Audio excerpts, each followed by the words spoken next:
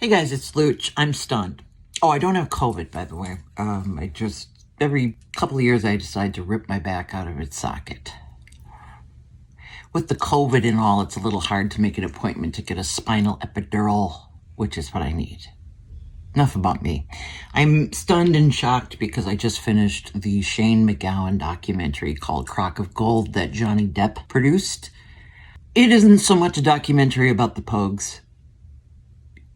It's about keeping the ethnicity of being Irish alive in music and then pairing that with a sort of punk rock revolutionary spirit and poetry.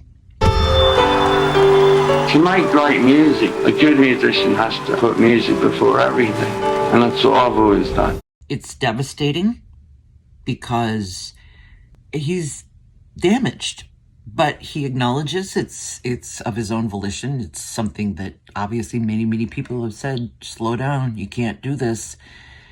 But he continues to anyway. He is a proud Irish person who had to move to Britain, was anti-English for the most part, but he is so smart, so literary, so hilariously witty. He wanted just to keep the tradition of traditional Irish music. God looked down on this little cottage in Ireland and said, that little boy there, he's the little boy that I'm going to use to save Irish music.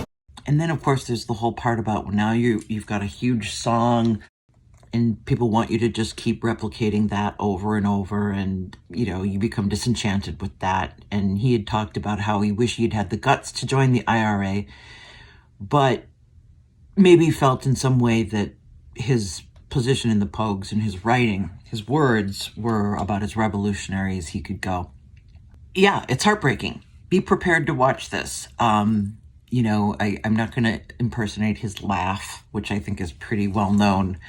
I will say the movie ends with his 60th birthday celebration with Nick Cave and Bono and Sinead O'Connor and everybody. And it's a beautiful film.